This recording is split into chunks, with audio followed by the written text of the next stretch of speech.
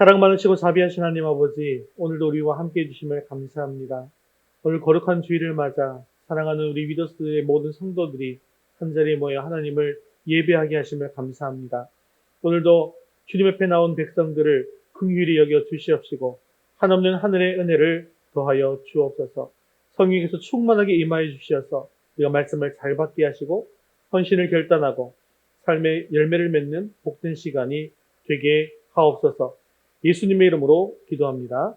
아멘. 예, 교회 소식 전해드리겠습니다.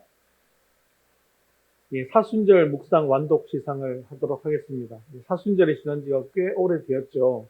그런데 이렇게 좀 뒤에 이렇게 시상하게 되어진 이유는 사실 내신 분이 몇 분 안 되시기 때문에 사실 저희 모든 성도님들이 다 좀 늦었어도 다 읽으시고 완독하시고 다 내시기를 그런 바라는 마음으로 기다리다가 솔직히 말씀드리면 제가 잊어버렸습니다.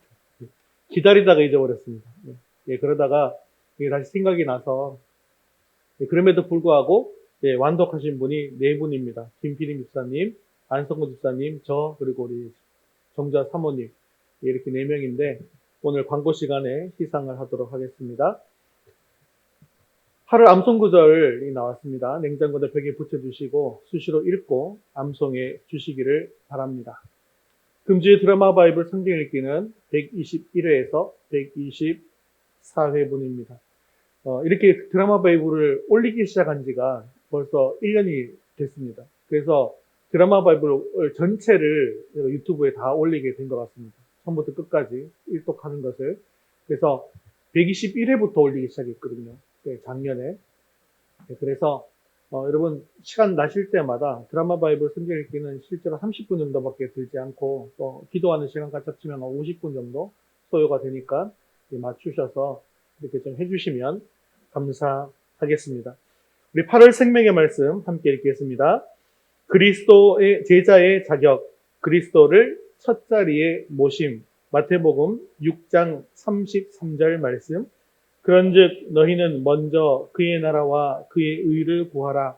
그리하면 이 모든 것을 너희에게 더하시리라. 마태복음 6장 33절 말씀. 아멘. 이제 우리 시선을 하나님께로 올려드리겠습니다. 사도신경 하시겠습니다. 전능하사 천지를 만드신 하나님 아버지를 내가 믿사오며 그 외아들 우리 주 예수 그리스도를 믿사오니 이는 성령으로 잉태하사 동정녀 마리아에게 나시고 본디오 빌라도에게 고난을 받으사 십자가에 못 박혀 죽으시고 장사한 지 사흘 만에 죽은 자 가운데서 다시 살아나시며 하늘에 오르사 전능하신 하나님 우편에 앉아 계시다가 저리로서 산 자와 죽은 자를 심판하러 오시리라. 성령을 믿사오며 거룩한 공예와 성도가 서로 교통하는 것과 죄를 사하여 주시는 것과 몸이 다시 사는 것과 영원히 사는 것을 믿사옵나이다. 아멘. 오늘 우리의 찬양과 영광을 받으실 하나님께 주기도문 하시면서 찬양드리겠습니다.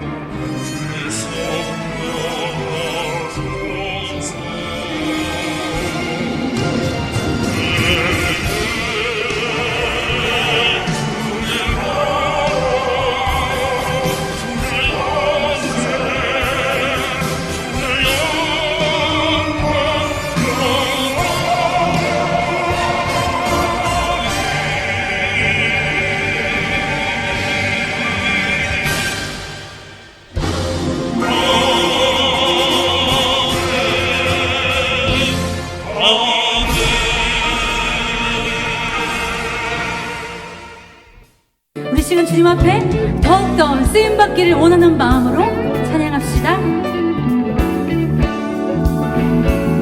어두운 밤 시대리니 내 직분 지켜서 잔잇을 맺힐 때에 일찍 일어나 해돋는 아침부터 힘써서 일하라. 일할 수 없는 밤이 속히 오리라. 어두운 밤 시대리니 내 직분 지켜서 일할 때 일하면서 놀지 말아라. 낮에는 수고하나 쉴 때도 오겠네. 일할 수 없는 밤이 속히 오리. 어두운 밤 시대리니 내 직분 지켜서 지는 해 비긴 벽에 힘써 일하고 그 빛이 닿아여서 어둡게 되어도 할 수만 있는 대로 힘써 일하라. 어두운 밤 시대리니 내 직분 지켜서 잔잇을 맺힐 때에 일찍 일어나 해돋는 아침부터 힘써서 일하라. 일할 수 없는 밤이 속히 오리라. 어두운 밤 시대리니 내 직분 지켜서 일할 때 일하면서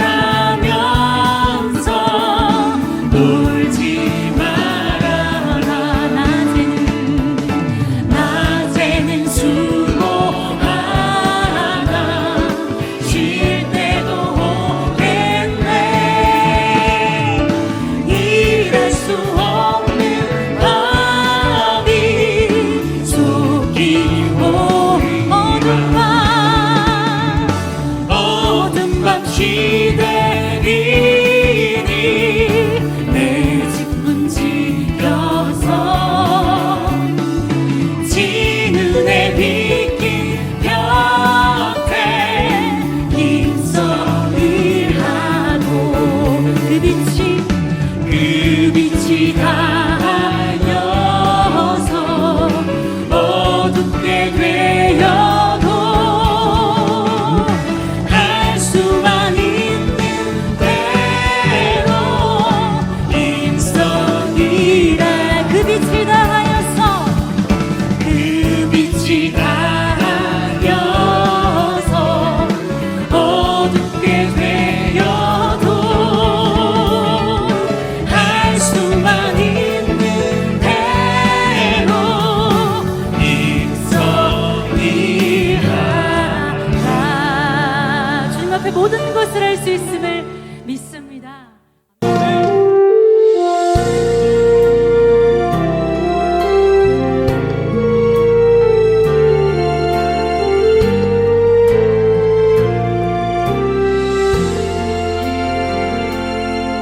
지금 서 있는 이곳에서 높임을 받으소서. 내가 밟는 땅 주님의 땅이니 하늘이 주의 이름 높이 올리며 넓은 바다가 주를 노래해 모든 만물 주를 경배해 모든 입술 주를 찬양해 천지를 만드신 만물의 통치자 높임을 받으소서 내 평생에 주의 이름 높이며 어느 곳에서든지 주님을 예배하리라 내가 밟는 모든 땅 아버지의 영광이 선포돼야 하리 찬양하며 주님을 예배할 때 하늘 가득한 주의 영광 보리라 나를 통하여 나의 입술을 인하여 주의 이름 높임을 받으소서 모든 만물 주를 경배해 모든 입술 주를 찬양해 천지를 만드신 만물의 통치자 높임을 받으소서 내 평생에 주의 이름 높이며 어느 곳에서든지 주님을 예배하리라 내가 밟는 모든 땅 아버지의 영광이 선포돼야 하리 찬양하며 주님을 예배할 때 하늘 가득한 주의 영광 보리라 나를 통하여 나의 입술을 인하여 주의 이름 높임을 받으소서 나를 통하여 나의 입술을 인하여 주의 이름 높임을 받으소서 지금 예배를 위해서 목소리를 같이 하겠습니다. 오늘 우리 예배 가운데 충만하게 임하여 주시고 우리 예배를 기뻐 받아 주시옵소서. 주님의 음성을 듣게 하시며 말씀을 통하여 주님의 뜻을 이루어할 결단과 열매를 맺게 해달라고 함께 기도하신 후에 정주와 사모님 대표로 기도하시겠습니다.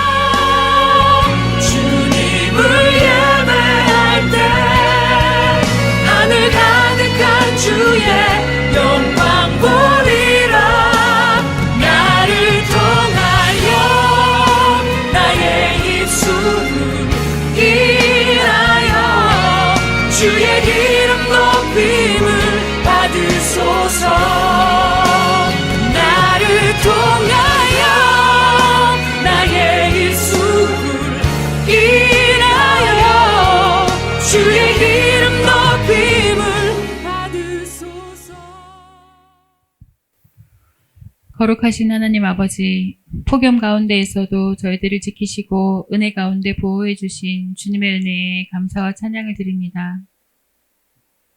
이렇게 주님의 은혜 가운데 살면서도 저희들은 주님 뜻에 순종하고자 하는 마음은 있지만 실천은 더없이 부족했고 섬기고자 하는 마음은 있으나 여러 가지 핑계들로 주님보다 내 자신의 일을 앞세웠습니다. 저희들의 죄를 용서하시고 보혈로 깨끗게 하사 주신 말씀처럼 향기로운 삶을 드러내는 저희 모두가 되게 하옵소서. 역사를 주관하시는 주님, 우리나라의 지도자들을 붙드시사 정치적 갈등과 분열이 해소되고 국민의 복지와 안전이 나아지기를 소망합니다. 이 시간에도 마음 놓고 주님을 찬양할 수 없어 생명을 걸고 신앙을 지키는 북한의 성도들을 기억하사 주님의 때에 평화적 통일을 허락하시며 세계 곳곳에서 복음을 들고 나서는 선교사님과 그 가정에 함께하사 안전과 건강을 지켜주시고 그곳이 복음으로 변화되는 놀라운 역사가 임하는 현장이 되게 하옵소서. 사랑의 주님, 주님의 피값으로 이 지역에 위더스 교회를 세우심에 감사합니다. 어려운 현실 앞에서 저희들이 무엇을 할 수 있을까 염려할 때도 있지만 사랑의 주님께서 우리의 마음을 아시고 자비를 베푸시며 친히 인도하시니 참 감사합니다. 교회의 머리 되신 주님께서 교회를 이끄시니 저희는 맡기신 사명에 충성하며 주님께서 하시는 그 말씀에 귀를 기울입니다. 하나님을 그 무엇보다 사랑하고 우리에게 맡기신 어려운 일을 돕고 그들과 함께하며 주님을 닮아가는 위더스 교회와 공동체가 되게 하옵소서.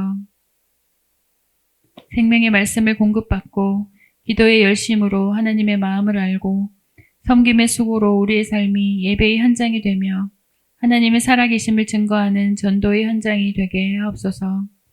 위더스 교회를 섬기는 우리 공동체를 축복하사 가정과 일터에 주님의 임재가 충만케 하옵소서.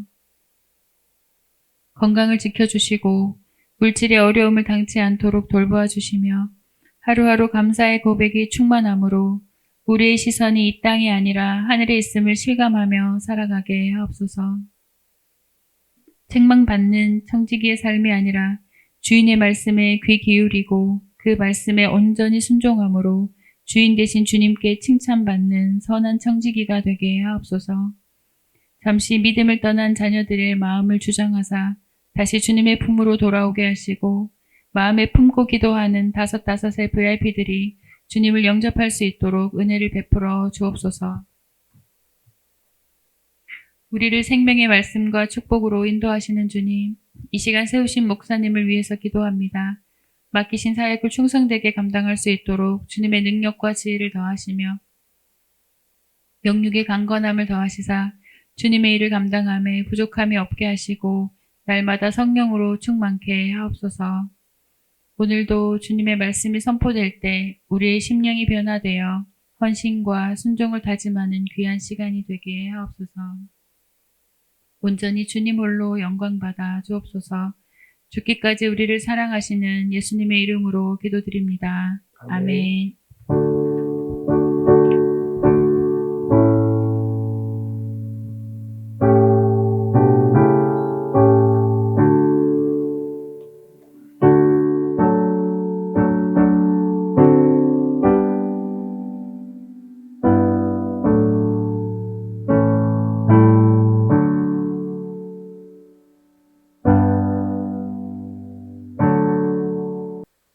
오늘 하나님 말씀은 느헤미야 1장 1절에서 3절까지 말씀입니다. 느헤미야 1장 1절에서 3절까지 구약성경 725면에 있습니다. 우리 한 목소리로 같이 읽겠습니다. 하가랴의 아들 느헤미야의 말이라.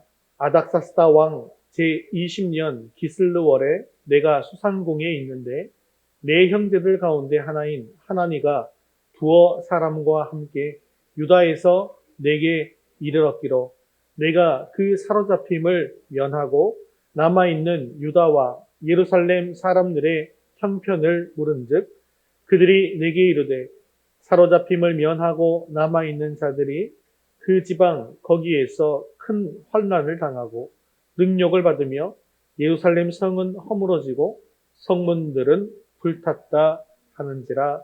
아멘. 네, 오늘부터 느헤미야 1장 1절부터 시작하게 되는데요. 느헤미야 강해를 시작하고자 합니다.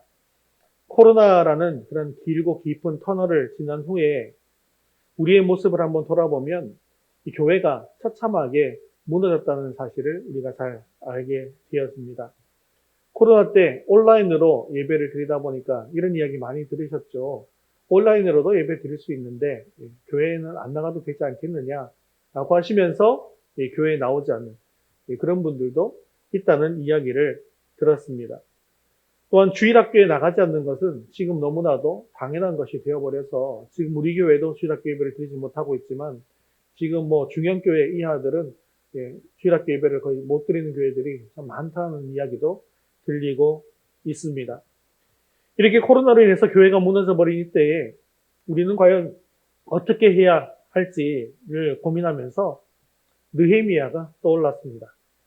무너져버린 이스라엘 성벽을 52일 만에 기적과 같이 재건한 느헤미야처럼 우리도 하나님의 손의 돌보심으로 말미암아서 다시 세워질 수 있는 그런 마음을 품고 그것을 간절히 바라는 심정으로 말씀 앞에 섰으면 좋겠다는 생각이 들었습니다.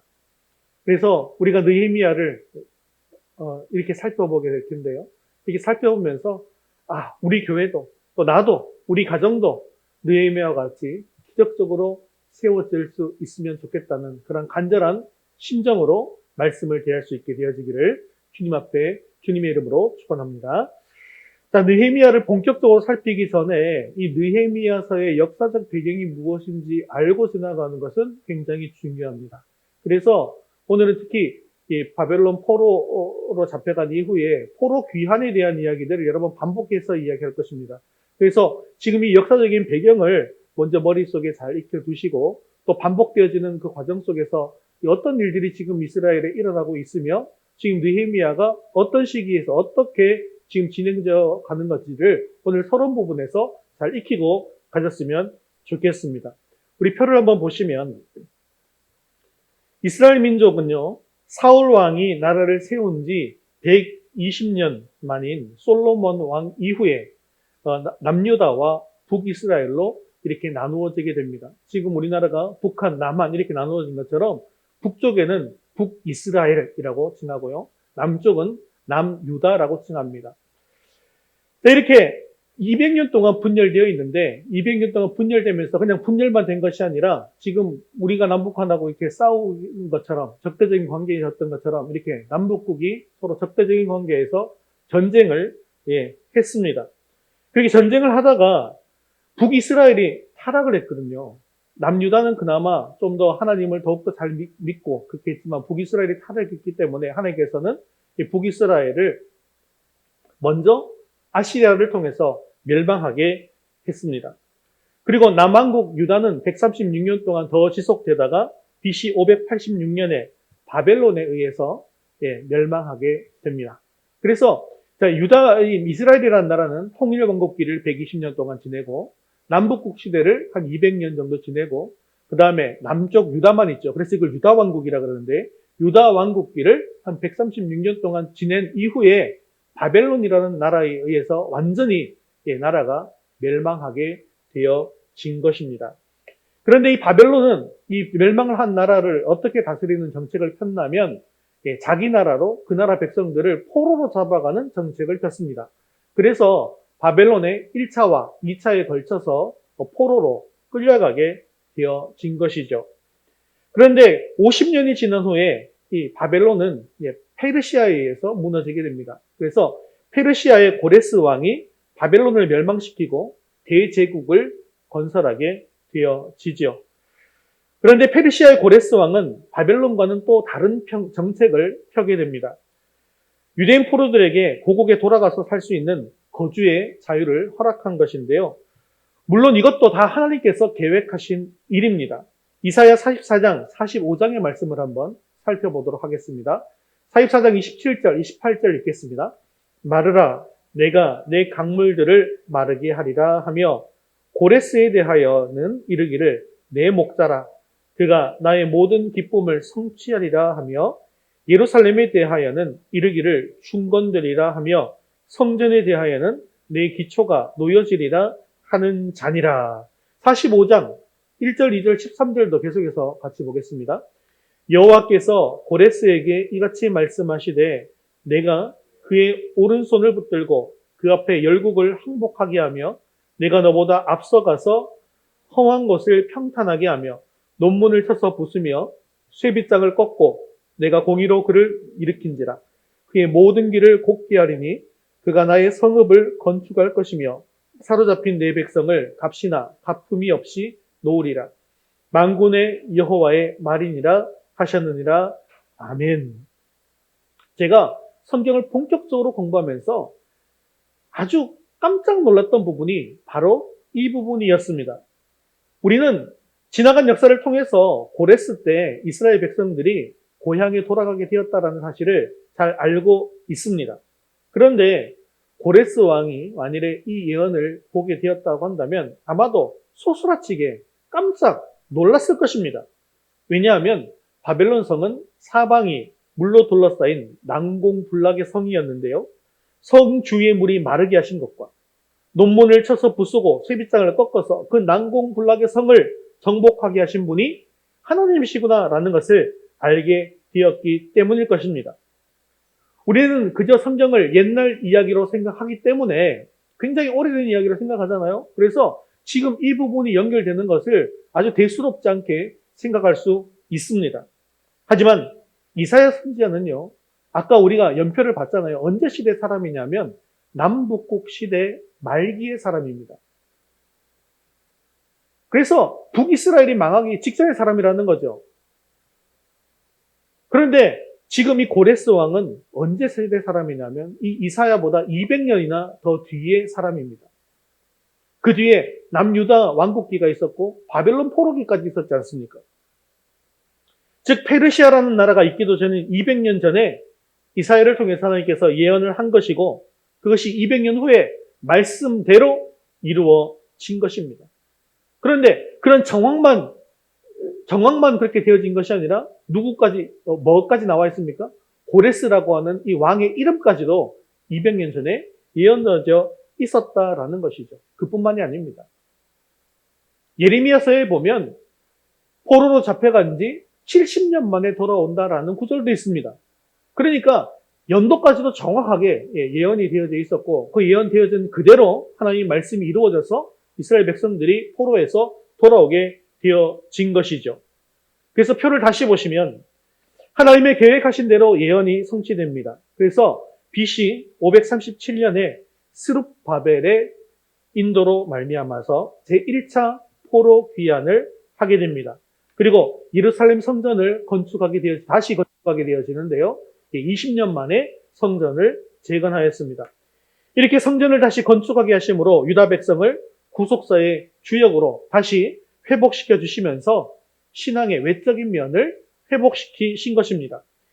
이때 주축이 되었던 인물이 스룹바벨, 그래서 이 성전의 이름을 스룹바벨 성전이라고 합니다. 그리고 학계, 스가랴 선지자 이런 사람들이 주축된 인물입니다. 그리고 BC 458년에 에스라를 중심으로 2차 포로 귀환을 하게 되는데요.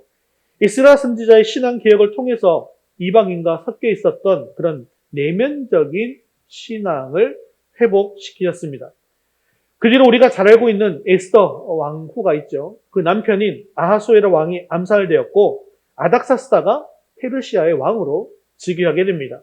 그래서 이스라엘에 총독을 파견하기로 결정을 하게 되어지는데요. 이 아닥사스다 왕 시대에 느헤미야가 나타나게 되는 것이죠. 그리고 느헤미야는 3차 포로 귀환을 주도하게 됩니다. 그는 포로민 신분이었지만 아닥사스다 왕의 총애를 받아서 술 맡은 관원으로 일하다가 유대의 총독으로 임명받게 된 것이죠. 그리고 느헤미야는 예루살렘으로 돌아와서 이 무너진 예루살렘 성벽을 다시 세우기 시작합니다. 그리고 무너져버린 성벽을 52일 만에 기적적으로 완공하게 되었습니다. 하나님께서는 느헤미야를 통해서 예루살렘 성벽을 다시 세움으로 이제 유다 공동체, 그 나라를 완전하게 회복시키신 것이죠. 이렇게 느헤미야서는 역사의식이 투철했던 느헤미야가 주전 5세기에 이스라엘 민족 공동체를 재건하는 생생한 역사적 사실을 비망록 형식으로 기록한 자서전적인 역사서입니다. 그리고 느헤미야는 자신의 업적을 자랑하기 위해서 기록을 남긴 것이 아니에요. 하나님께서 이스라엘 민족을 다시 회복시키시고 일으키시는 그런 생생한 장면을, 그 역사를 우리들에게 전달하기 위해서 쓰여진 성경입니다. 이러한 성경적인 배경을 염두에 두시고 느헤미야를 통해서 우리에게 주시는 하나님의 놀라우신 계획을 이루어 나가는 저와 여러분 되시기를 주님의 이름으로 축원합니다. 우리 첫 번째 같이 읽겠습니다. 만담을 통해 사명을 발견한 느헤미야. 오늘 우리가 읽은 느헤미야 1장은 하나님께서 느헤미야를 사명의 자리로 부르시는 장면을 우리에게 보여줍니다. 하나님은 그를 사명자로 세우시기 위해서 한 계기를 마련해 주시는데요. 형제인 하나니를 만나게 하셔서 도전을 받고 비전을 품게 하시며 그가 가진 사명에 눈을 뜨게 하신 것입니다. 우리 느헤미야 1장 1절 말씀 같이 읽겠습니다. 하갈의 아들 느헤미야의 말이라. 아닥사스다 왕 제20년 기슬르월에 내가 수상궁에 있는데. 자, 이 본문에 하갈의 아들 느헤미야의 말이라고 시작하고 있는데요. 보통 이러한 표현은 어디에서 많이 쓰이냐면 예언서의 서두에 많이 쓰이는 표현이고 역사서에는 잘 나타나지 않는 표현입니다. 그래서 이 느헤미야를 보면 이 느헤미야서도 혹시나 이 선지서가 아닌가라고 느껴질 수가 있습니다. 그런데 성경 구분에도 보면 이 느헤미야, 에스라, 느헤미야, 또 에스더 이런 것들은 다 역사서로 분류가 되고요. 선지서가 아닌 것을 알 수가 있죠. 그래서 원문을 살펴보면 단순히 느헤미야의 숙이나 자서전이다라는 뜻을 가지고 있더라는 겁니다. 그러니까 느헤미야가 자기가 경험한 일을 기록한 간증이 성경책이 되어진 것입니다. 사실 느헤미야는 제사장 가문도 아니었습니다. 그리고 왕족도 아니었고 선지자도 아니었습니다. 그는 평신도 직장인이었으며 정신이었습니다. 그는 하나님께 계시를 직접적으로 받은 적도 없었고 선지자로 부르심을 받은 것도 아니었습니다. 그는 단지 자기가 경험했던 하나님의 놀라운 역사를 책으로 기록했을 따름이었습니다. 그러니까 느헤미야는 성경을 기록할 만한 그런 인물은 아니었다라는 것이죠. 아마 느헤미야는 이 글을 쓰면서도 이것이 성경이 될 것이다 라고는 추호도 생각하지 않았을 것입니다. 단지 이스라엘 민족의 중요한 역사를 기록으로 남겨서 후손들에게 놀라우신 하나님의 이 역사를 알리고 싶었던 것이죠. 그런데 하나님은 그의 글이 성경이 되게 하신 것입니다. 왜 하나님은 이 느헤미야의 글을 성경이 되게 하셨을까요? 바로 느헤미야가 경험한 하나님은 우리도 경험할 수 있는 것이다 라는 것을 말씀하시기 위함입니다.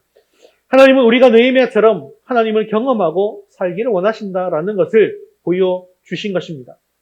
그래서 느헤미야를 읽으실 때 나와 관계없는 이야기다라고 생각하시면서 읽으시면 안 됩니다. 느헤미야를 통해서 하나님께서 나에게 어떤 말씀을 주시고자 하는지를 잘 보셔야 한다는 것입니다. 느헤미야가 경험한 그 하나님은 지금도 살아계셔서 나와 함께 하시는 그 하나님이십니다. 오늘 이 말씀을 통해서 느헤미야가 만난 그 하나님을 만나는 저와 여러분 되시기를 주님의 이름으로 축원합니다. 자, 하가랴는 느헤미야의 아버지인데요. 그 이름의 뜻이 있는데 이름은 여호와가 어둡게 하다라는 뜻입니다. 그리고 그 아들 느헤미야의 이름의 뜻은 여호와의 위로라는 뜻을 가지고 있습니다. 그런데 이 이름들만 잘 살펴보아도 이 느헤미야의 배경의 시대와 어찌나 잘 어울리는지 놀라울 따름입니다. 느헤미야가 역사의 무대에 등장하기 전까지 이스라엘은 그야말로 어둠의 때였다는 것이죠. 그리고 여호와의 위로가 간절히 기다려지는 때였습니다. 그런 때에 느헤미야를 하나님께서 보내주셨고 느헤미야는 정말로 특별한 삶을 살았습니다. 정말로 위로가 필요한 시대에 하나님의 위로와 같은 삶을 살았던 것이죠.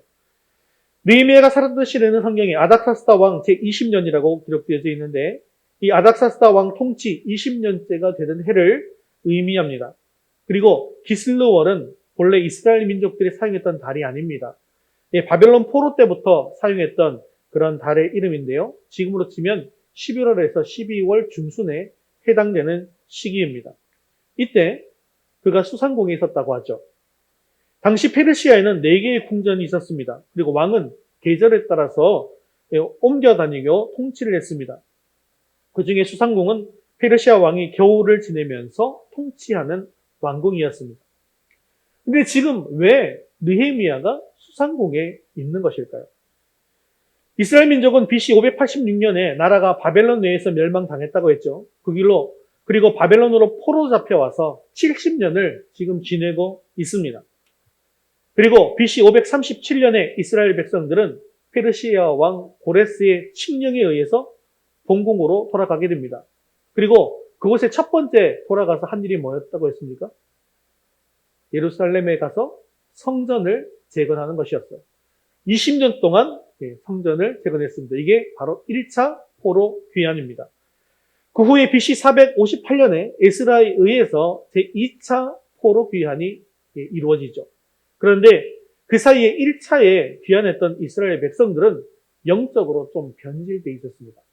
외면적으로는 성전을 다 만들었지만 내면적으로는 어떻게 변질이 되어 있었냐면 그 원인이 있어요. 그것은 바로 이방인들의 딸들과 불신 결혼을 했던 데서 시작된 것입니다. 그래서 에스라는 하나님의 말씀을 중심으로 이스라엘 백성들이 온전한 회복을 할 수 있도록 신앙 개혁을 추진하게 됩니다. 이것은 어디에 기록되어 있냐면 에스라서에 기록되어 있는 말씀입니다. 그러면 지금 느헤미야 시대는 어떤 시대일까요? 당시 1차와 2차로 포로 귀환한 백성들은 성전은 이제 완공했지만 성벽은 제대로 짓지 못했습니다. 당시 팔레스타인 지역을 장악하고 있던 사마리아 사람들이 결사적으로 반대할 뿐만 아니라 정치력까지 다 동원해서 방해를 심하게 했기 때문이었습니다.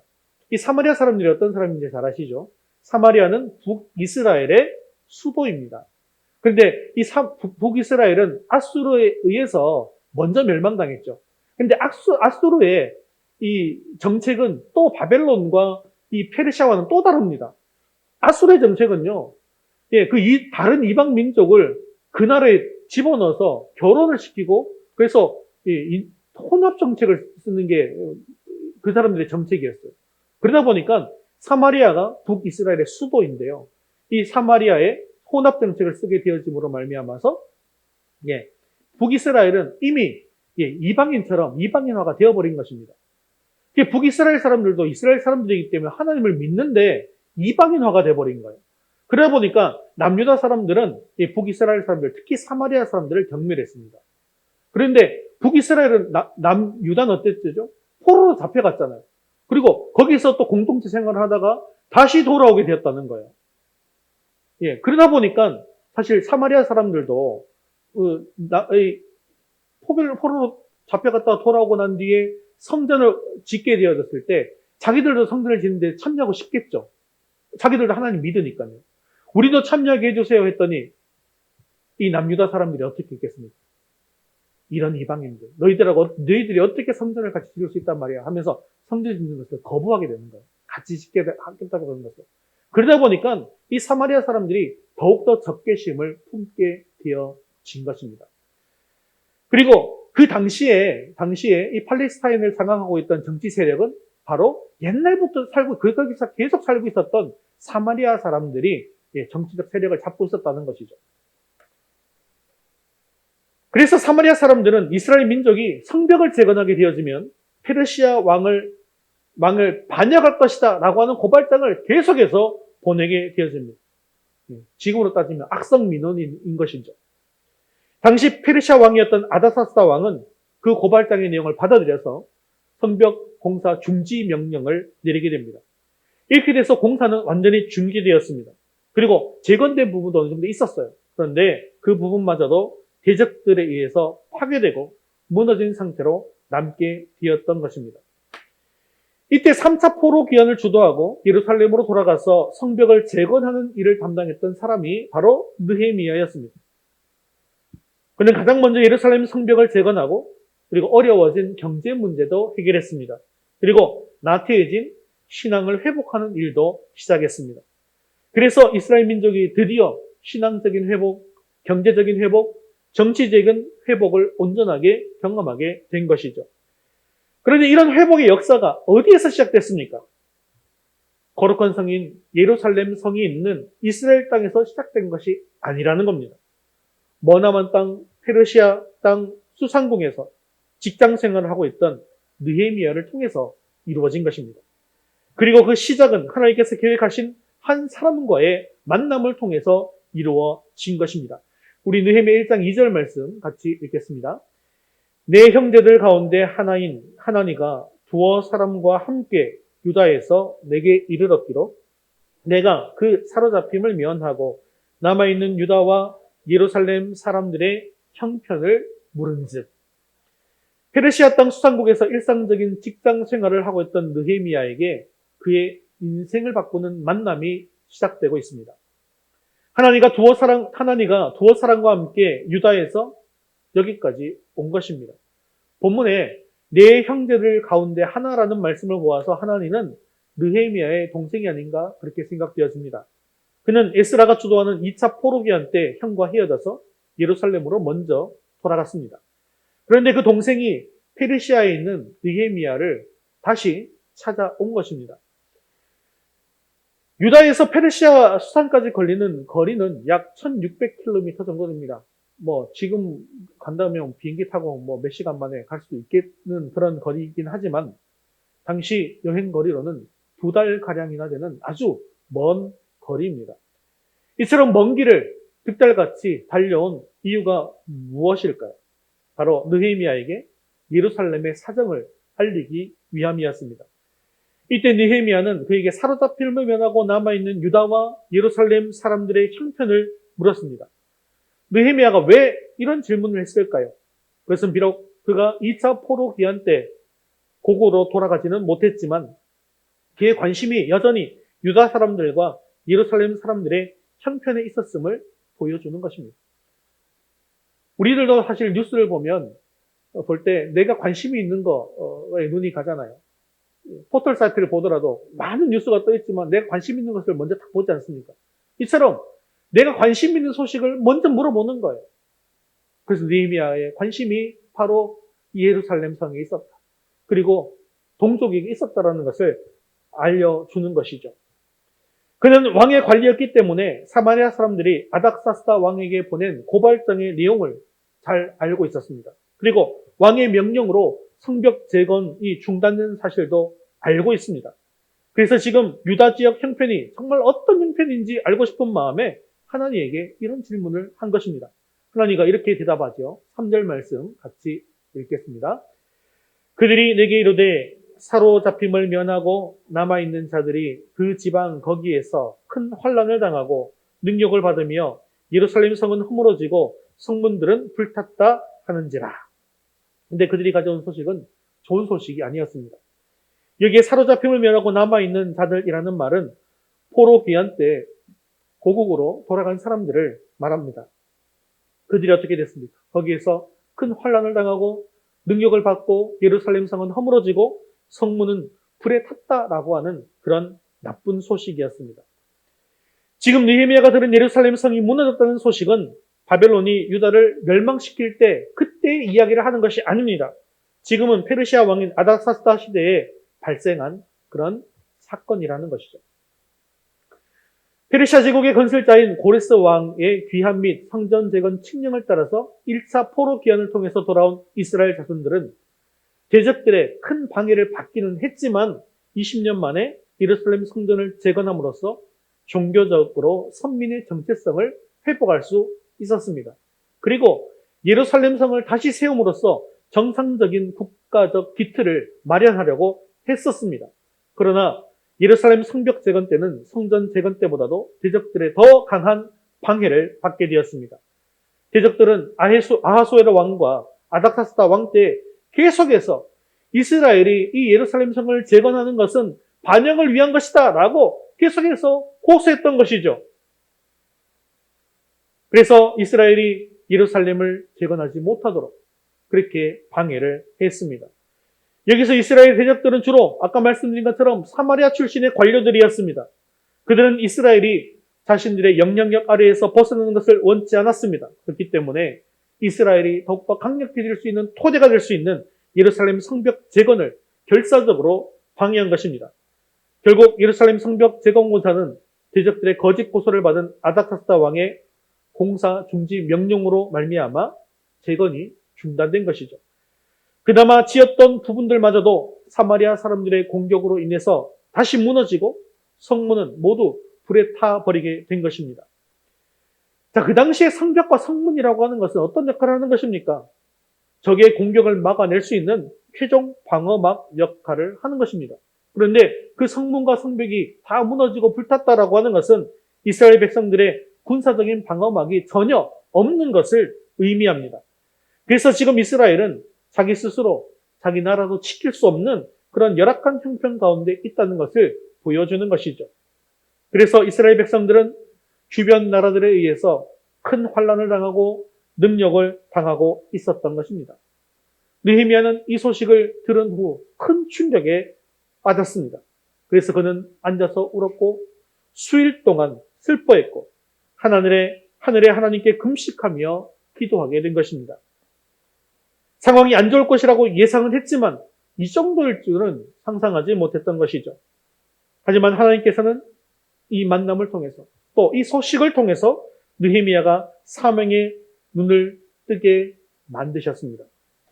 사실 그는 먼 곳에 있으면서도 예루살렘이 온전히 회복되기만을 바랬습니다.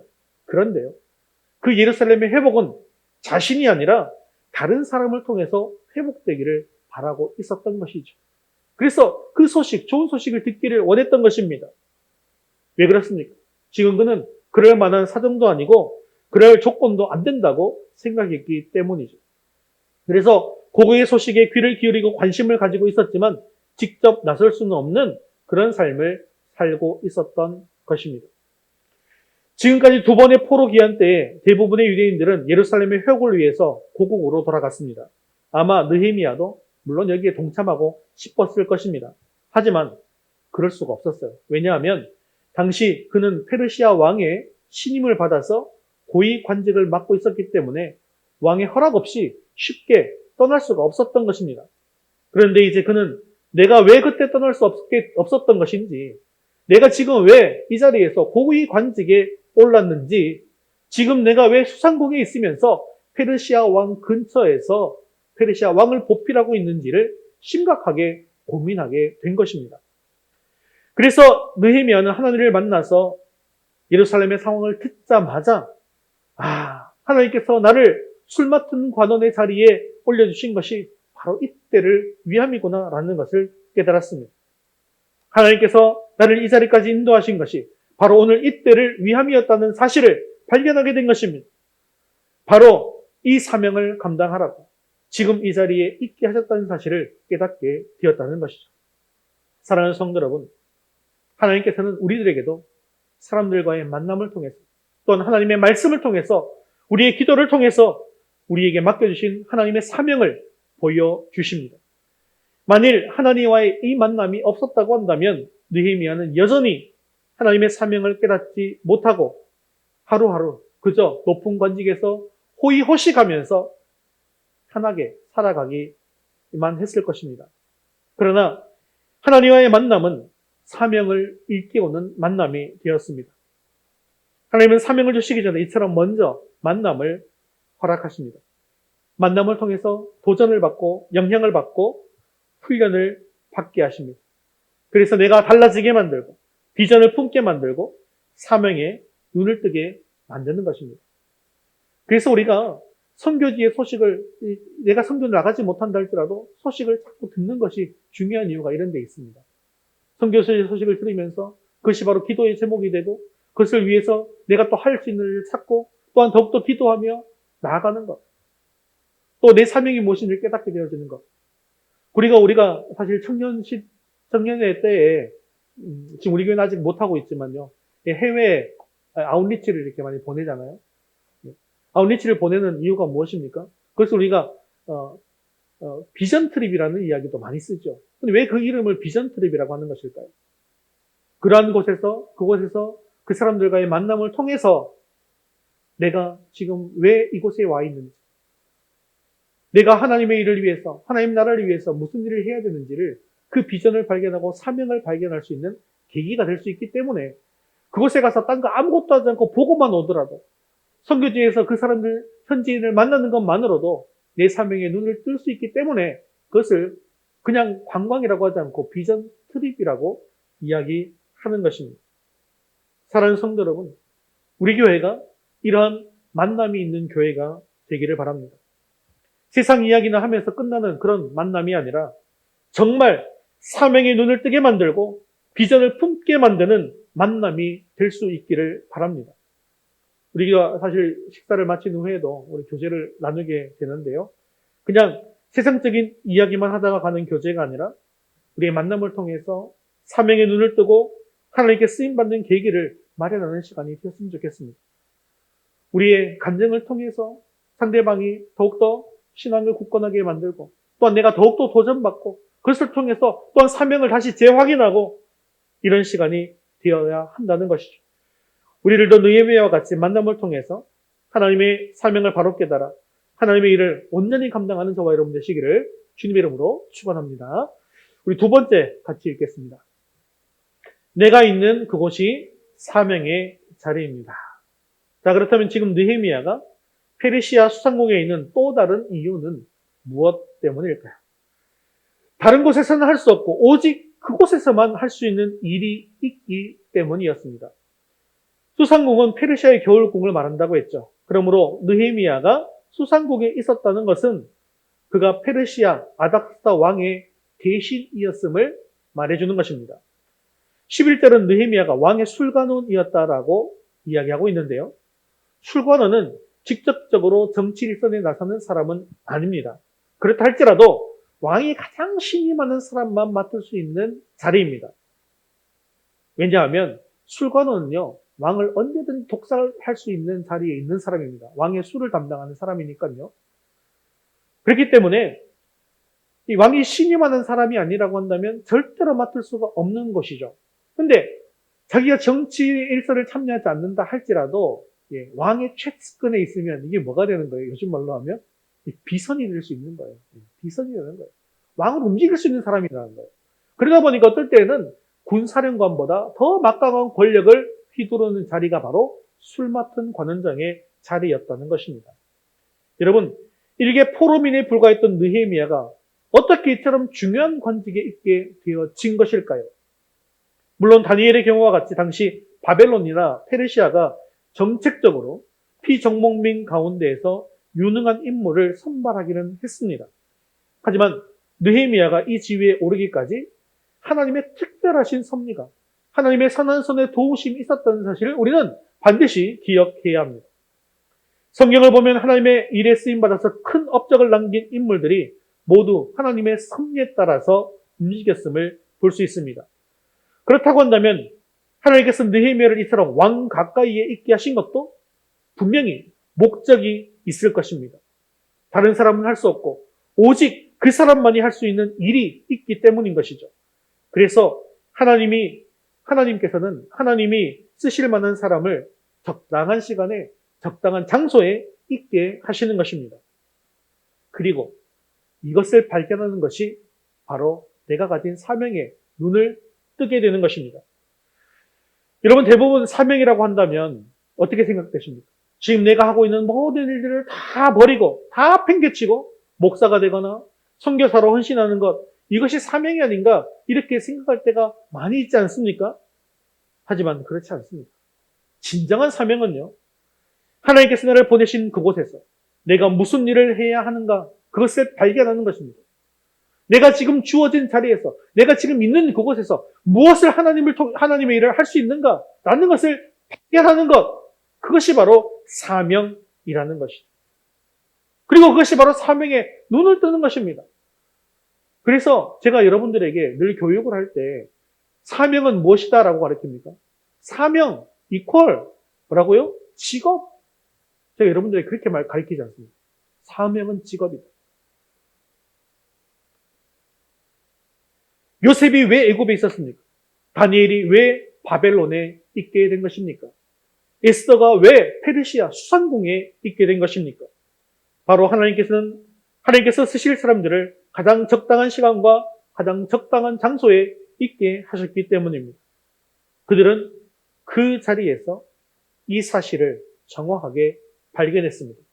그리고 그 사명에 직접 뛰어들어서 귀하게 쓰임받는 삶을 살았던 것입니다. 요셉이라고 하는 인물은 이것을 발견하기까지는 정말로 너무나도 힘든 시간을 보냈습니다. 형들에게 노예로 팔리게 되잖아요. 그리고 억울하게 감옥에 들어가게 됩니다. 그때까지만 해도 도무지 하나님의 뜻이 무엇인지 이해할 수 없었을 것입니다.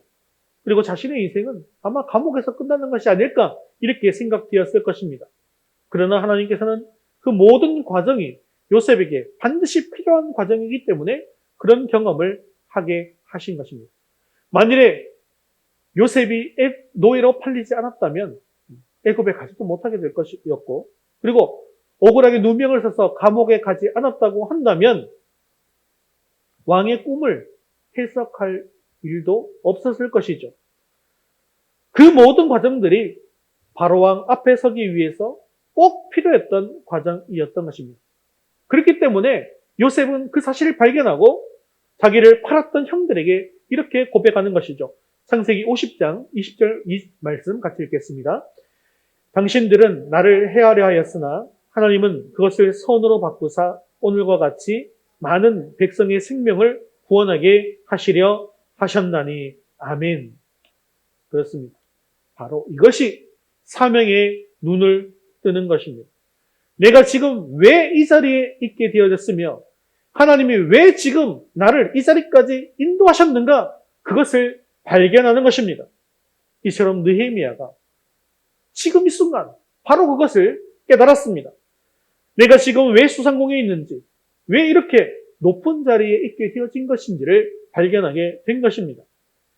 사실 전쟁터와 같은 예루살렘에 다시 돌아가는 것보다는 지금 자기가 있는 그 자리에서 부귀영화를 누리며 하루하루를 살아가는 것이 인간적으로는 더욱더 축복받은 삶인 것처럼 생각될 수 있습니다.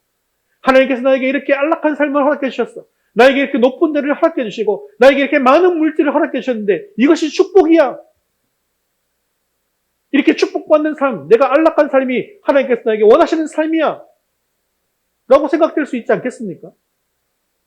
하지만 분명한 자신의 사명을 발견한 느헤미야는 무엇이 하나님의 선이고 무엇이 더 큰 축복인지를 알게 된 것입니다. 지금까지는 예루살렘 성벽 재건의 그 사명이 다른 사람의 일인 것처럼 생각했습니다. 하지만 이제는 그것이 바로 나의 사명인 것을 분명하게 발견하게 된 것입니다. 사랑하는 성도 여러분, 하나님께서는 이처럼 당신의 뜻을 이루기 위해서 택한 백성들을 필요한 자리에 있게 하시는 것, 그것은 그때나 지금이나 마찬가지인 사실을 기억하시기를 바랍니다. 그리고 이것은 성도들 가운데 어느 특정한 사람, 몇몇 사람에게만 해당되는 것이 아닙니다. 모든 성도들에게 동일하게 주어진 것임을 기억하시기를 바랍니다. 왜냐하면 성도들은 모두 하나님의 일을 위해서 부르심을 받은 사람들이기 때문이죠. 그러므로 성도들은 자신들의 직업과 사회적 신분이 하나님께서 뜻하신 바에 따라서 주신 것을 알고 내가 있는 그 자리에서 하나님의 뜻을 발견하기를 힘쓰시기를 바랍니다. 그리고 내가 있는 그 자리에서 하나님의 뜻을 이루어 드리기 위해서 최선을 다하시기를 바랍니다. 사랑하는 성도 여러분, 여러분들이 가진 물질도 지위도 명예나 재능도 직업도 하나님이 쓰실 목적이 있어서 주신 줄을 믿으시기를 바랍니다. 하나님이 부르실 때에 또 만남을 가지게 하실 때에 또 그 사명을 깨닫게 하실 때에 그 신호를 알아차리시고 그것이 바로 이때를 위함이었구나 라는 사실을 깨닫고 하나님께 쓰시고자 하실 때 온전히 헌신할 수 있는 축복받는 삶을 사는 저와 여러분 되시기를 주님의 이름으로 축원합니다. 말씀을 맺겠습니다. 느헤미야는 페르시아 제국에서 왕의 술 맡은 관원이라는 높은 직책까지 오른 소위 타국에서 출세한 사람입니다. 페르시아라는 나라가 그냥 어설픈 그런 나라가 아닙니다. 그 당시 세계를 제패하고 정복했던 세계 최강대국인 나라이죠. 그곳에서 고위 관리였다는 거예요. 그래서 그 자리에서 적당히 처신만 잘하면 부귀와 영화를 누리면서 안락한 삶을 사는 것, 그것은 자동적으로 보장이 되어 있는 것이었습니다. 그러나 느헤미야의 관심이 어디에 있습니까? 하나님의 백성이 환난을 당하고 능력을 받으며 하나님의 성이 성인 예루살렘 성이 허물어지고 성문들이 풀탔다는 것에 자신의 관심이 있었습니다. 여러분은 과연 어디에 관심이 있습니까? 먹고 살아야 하는 그런 생존에 문제에 관심이 있는 것입니까? 또는 지금까지 지내왔던 편안하고 안락한 삶에 관심이 있는 것입니까? 그것이 아니면 느헤미야와 같이 하나님의 일에 관심이 있는 것입니다. 느헤미야는 하나님과의 만남을 통해서 그리고 자신이 있는 그 자리에서 하나님께서 자신에게 주신 사명을 즉시 깨닫고 그 사명 앞으로 나아가게 되었습니다. 우리들도 다른 사람들과의 만남을 통해서 또 말씀을 통해서 기도를 통해서 깨닫게 하시는 하나님의 사명을 붙들 수 있게 되어지기를 바랍니다. 그리고 우리가 서 있는 그 자리에서 하나님의 뜻을 이루어가며 순종함으로 말미암아 위도수교를 세워나가고 우리 자신도 세워나갈 수 있는 그런 큰 은혜가 임하기를 주님의 이름으로 축원합니다. 우리 다 같이 자리에서 일어나셔서 헌신송 우리의 만남은 함께 찬양 드리신 후에 기도와 축도로 예배를 마치겠습니다.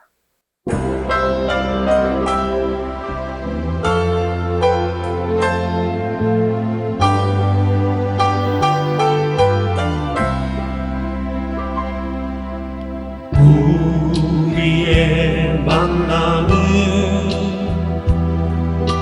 주님의 은혜라오.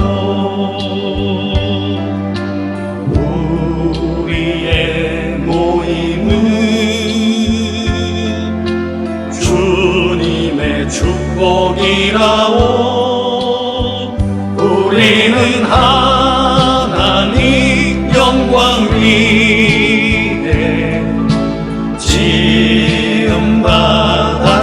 지음받았으니 우리를 하나님 나라 위에 충성되게 하소서. 오 주여 나의 소명 항상 인도하소서. 오 주여 우리 소명 항상 인도하소서. 우리의 모든 것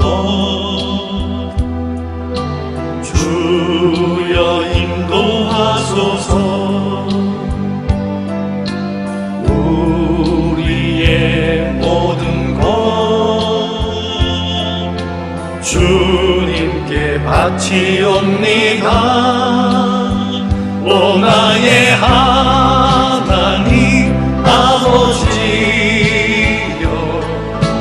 당신의 뜻대로 오 나의 하나님 아버지여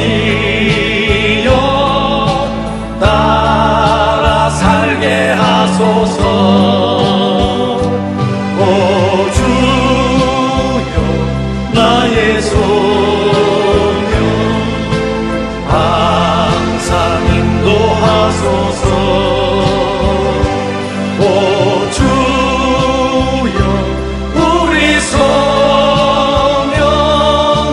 항상 인도하소서. 주님의 말씀으로 함께 기도하겠습니다. 멸망한 이스라엘을 회복시키신 것처럼 하나님께서 정하신 때에 하나님께서 정하신 사람들을 통하여 우리를 온전한 모습으로 회복시켜 주옵소서. 성도들과의 만남, 말씀과 기도를 통하여 하나님께서 맡겨주신 사명을 발견하게 하옵소서.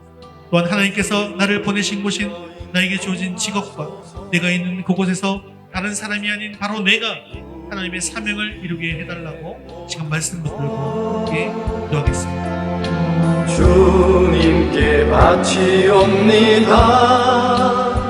오 나의 하나님 아버지여 당신의 뜻대로 오 나의 하나님 아버지여 따라 살게 하소서. 오 주여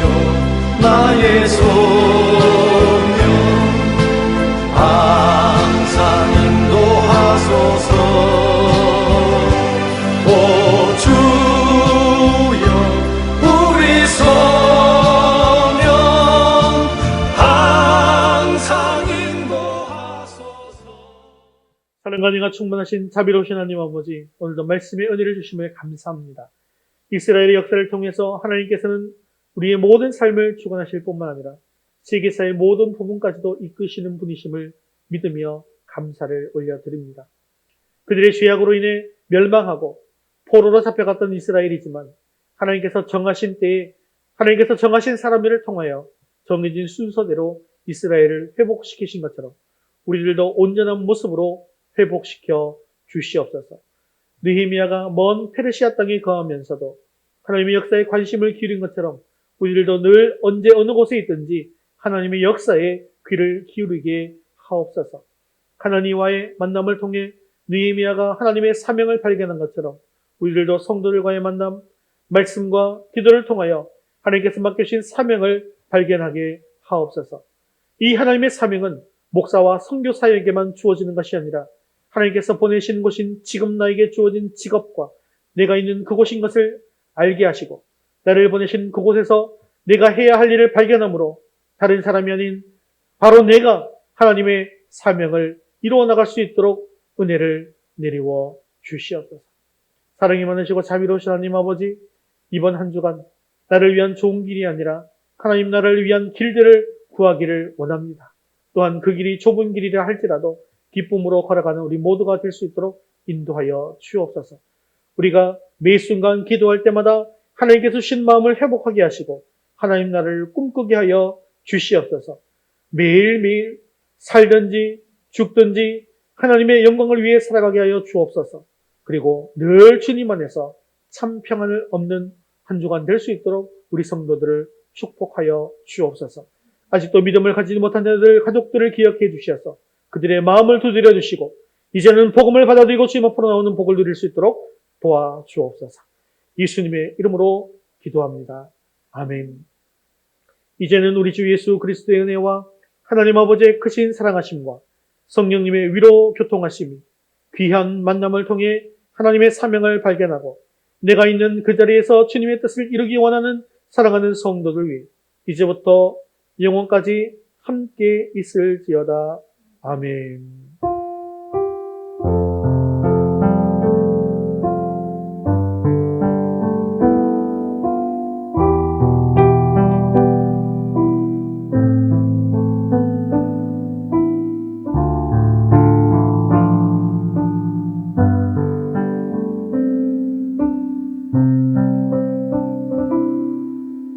네, 8월 파송 찬양 하나님께 드릴 텐데요. 8월 파송 찬양은 나로부터 시작되리라는 찬양입니다.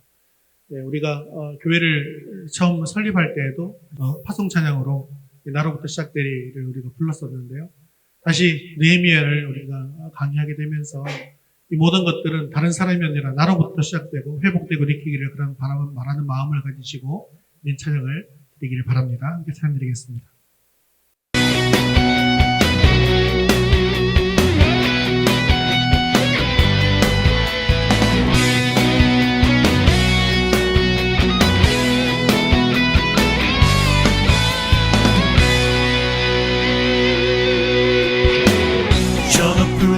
위로 밝은 태양 떠오르듯이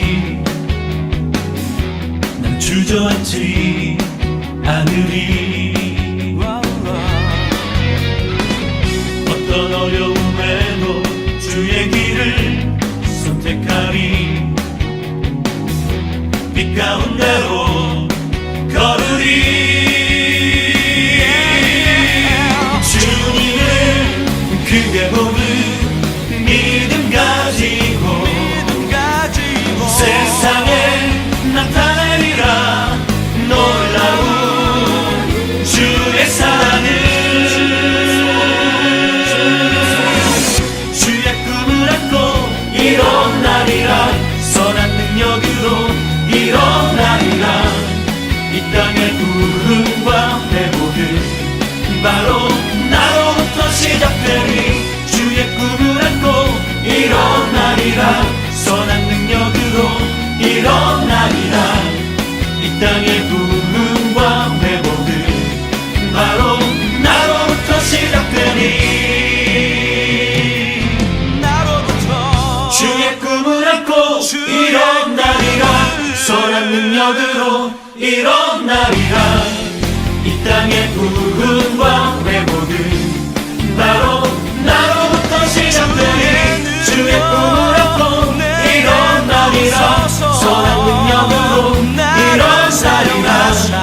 이 땅의 부흥과 회복은 바로 나로부터 시작되는. 할렐루야. 하나님께 영광의 박수 드리겠습니다. 이 믿음으로 성령을 받으시기를 바랍니다.